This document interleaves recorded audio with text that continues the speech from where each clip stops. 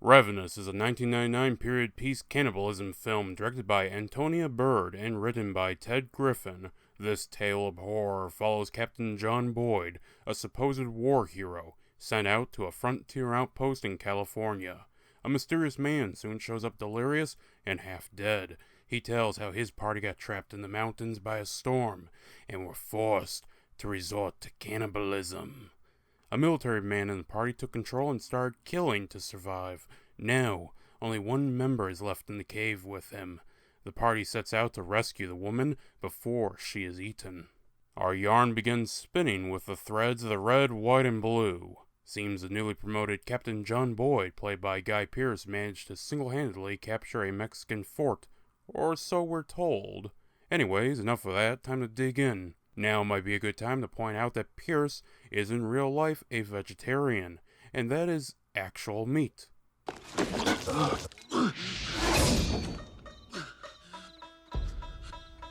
You're no hero, Boyd. Well, after that title card, seems Boyd will need some fresh air. General Slauson, played by John Spencer, does just that after getting the full story. So, to the newly acquired California frontier he goes, which the U.S. would control by January 1847 with the Treaty of Cahuenga, which this film is set during the winter, so it does appear to line up with history. It is worth adding that we'd officially get it with the 1848 Treaty of Guadalupe Hidalgo.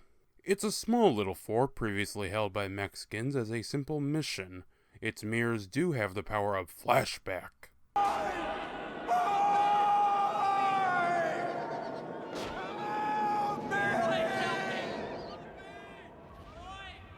Back in the present, he meets the leader of this outpost, Colonel Hart, played by Jeffrey Jones, lover of almonds, and lover of classical knowledge. But more so almonds. This place thrives on tedium.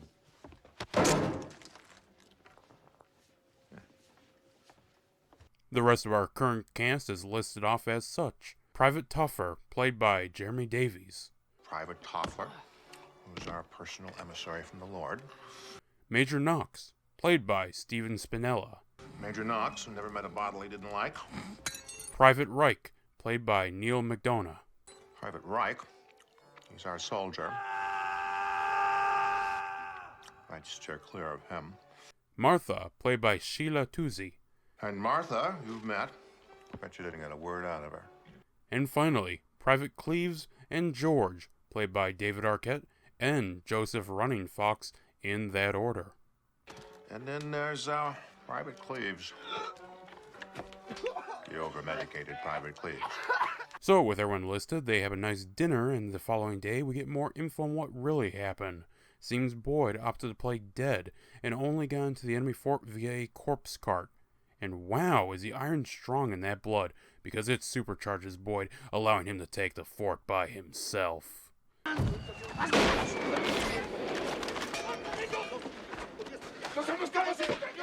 Well, after that oddity, Martha and Cleves are sent out on a multi-day journey for supplies.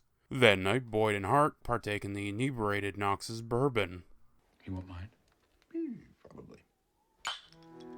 To escape. In one form or another.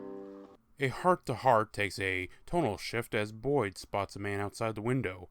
Finding him face down, the residents of the fort try to warm him. Warm bath, blankets, fire, it's all tried, and eventually he comes to and gives his name. My name's Colquhoun.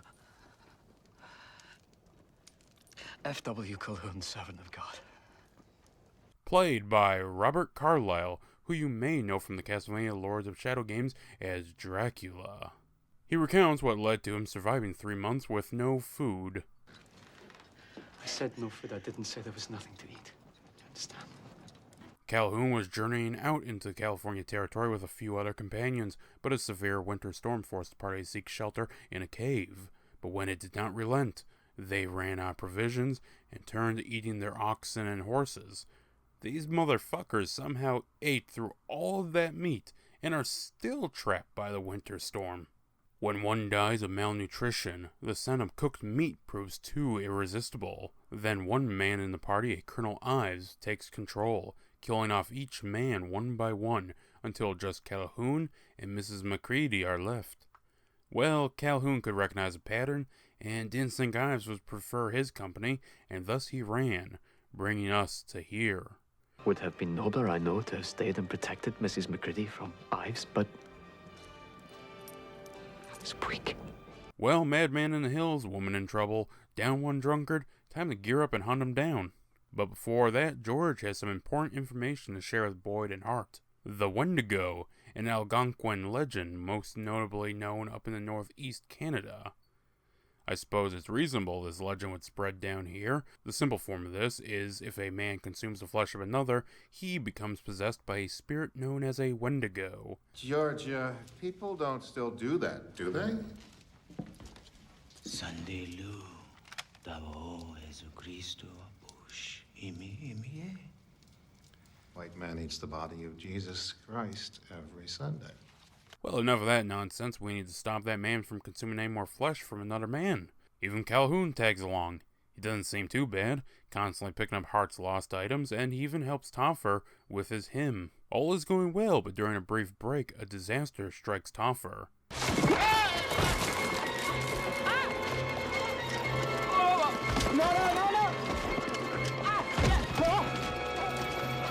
He's mendable, but still injured. Nothing a bit of alcohol and a good night's rest won't fix. But someone seems a little more eager to mess with his wounds. No. He was licking me! Right! Yes! Yes! I'm sure there's a very non-Wendigo explanation for all this. I was having a nightmare. The young man screamed. I awoke. I was on top of him. My lips were on his wound. Well, time to get the rope. The next day they find the cave, which sets Calhoun off. Calling out Ives, they get no reply. Hart decides to send in Reich and Boyd to drag Ives out. Going in by lantern light, the duo find a hole leading to a cavern. Captain, sorry. Thank you. Reich goes down while outside Calhoun just starts going batshit. Spooked. He's spooking me.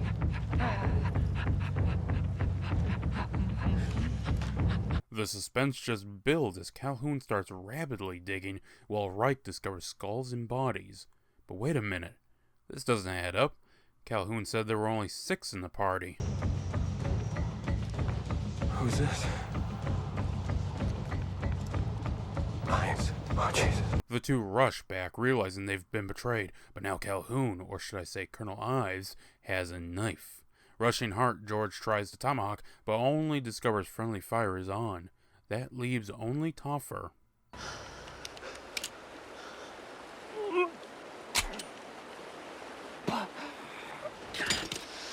So annoying. If it hasn't become apparent yet, it now shows off the unique soundtrack of this film. On paper, you wouldn't think it would work too well, but damn if it doesn't. And it's memorable.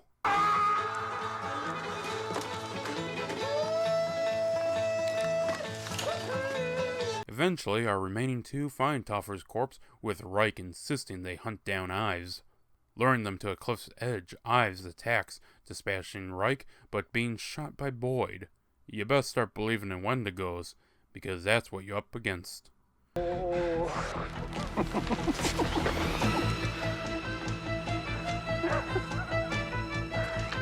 With only 2 real choices, Boyd takes the one with better odds, and boy does he take a tumble. He even manages to catch the somehow still alive Reich in his downhill descent. However, this seems to knock the last bit of life out of him. Ives comes hunting for the 2, but just barely misses him, leading to us watching a multi-day process of Ives and Boyd surviving.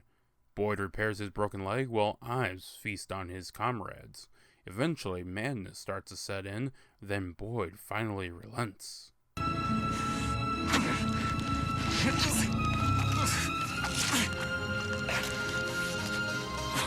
Healed enough, he begins his arduous journey back to the post. Eventually arriving, he is later interviewed by General Slauson. Seems that story about a Wendigo and cannibals doesn't hold much water when literally nothing is found by Slauson's men. Well, for the time being, they need a new colonel for the outpost. And you might say, he has a familiar face. Captain, how's the leg?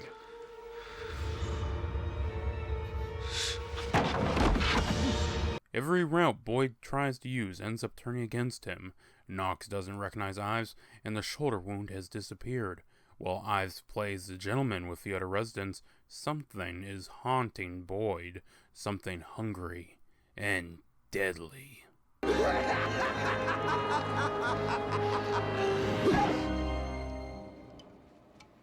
One night, Ives reveals that Boyd isn't crazy. He's as real as the half-eaten corpse of Reich up in the hills, which he took care of. Of him, you didn't finish. Well, I can't blame you. He was tough. But then, a good soldier ought to be.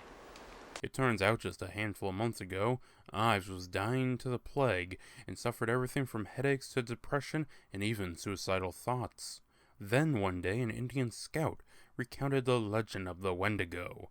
With nothing to lose, he set upon the scout. After all he's eaten, his health has only gotten better and better. Getting too close, Boyd slashes Ives, but this only gives him another avenue to prey on our protagonist. This only leads to more escalation, by the way.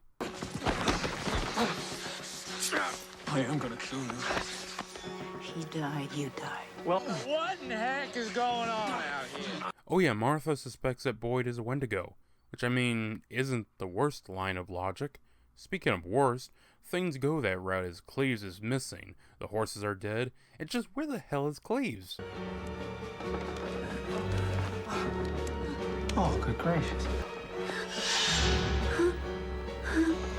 This results in Boyd chained, Martha sent to fetch the general, and Knox dismissive to all of Boyd's pleas, even when his sword has gone missing. Stu. You need any help? No, though, perhaps later you might contribute. But something isn't right. Boyd had his eyes on Ives all night.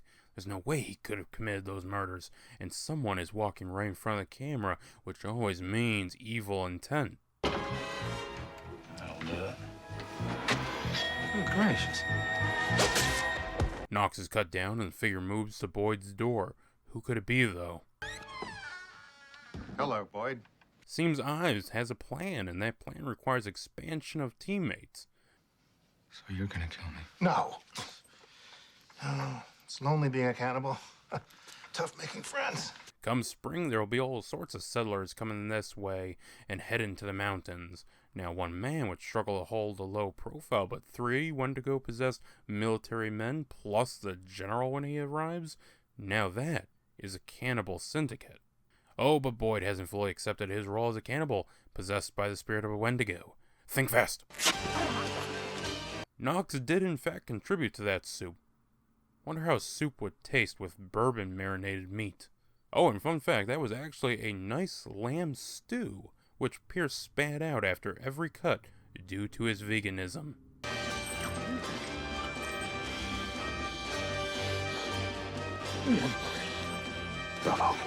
Now with 2.5 cannibals on board, Ives eagerly awaits the general's visit. Meanwhile, Hart is busting nuts with Boyd. Walnut, Boyd?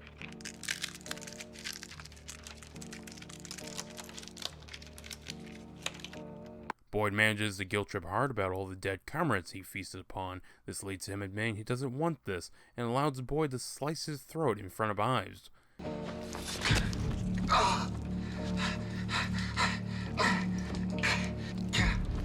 The 2 Wendigos do battle, and while the original script called for them to fight atop a burning building at night, this take is equally awesome. Given the fact they're both supernatural, they are capable of taking more of a beating, so slashes, chops, and stabs abound in this back and forth. While they seem equal, Ives has a slight strength advantage. Boyd eventually drops a building on him.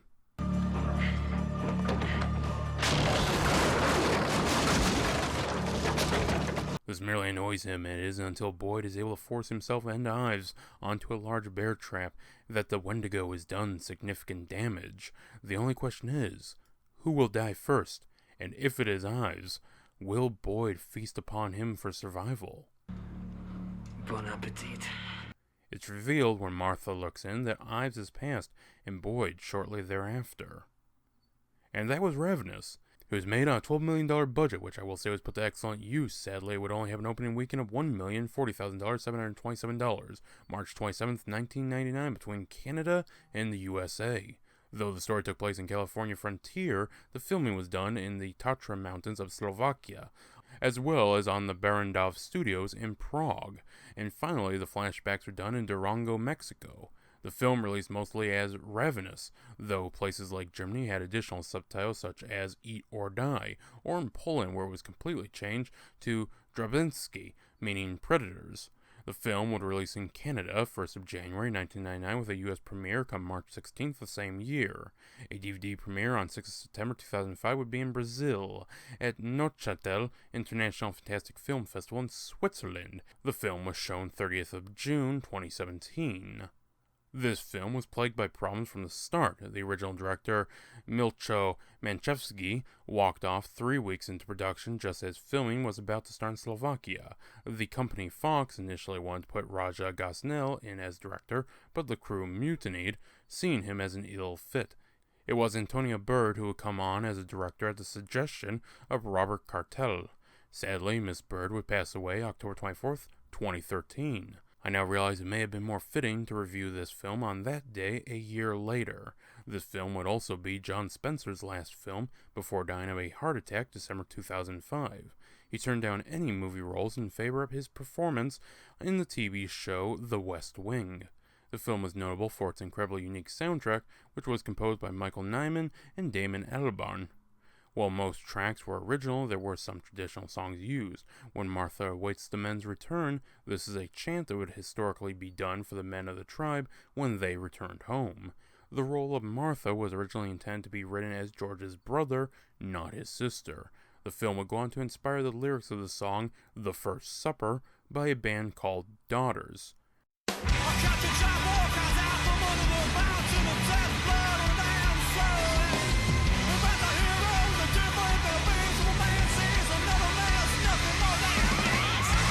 This story would loosely be based or inspired by the Donner Party, Dashiell Hamlet's The Thin Man, and perhaps most notably, the Colorado cannibal Alfred Packer, a man who ate 5 men in the San Juan Mountains in the 1870s. Much like in the film, he became snowbound in the mountains. In real life, he would be sentenced to 40 years in prison on 5 counts of voluntary manslaughter. Now, one thing to note is the flashback war scenes. Now, there is no reference made to any actual battle, and this is complete speculation on my part. I believe it was slightly inspired by the Thornton Affair, which saw 2,000 Mexican cavalry soldiers attack 70 American soldiers. 11 would die and 52 would be captured. Again, complete speculation, but we do see cavalry, and Boyd's unit is wiped out or routed. The filming location of Durango never saw any conflict in the Mexican-American War, but did see conflict in the Comanche-Mexican War.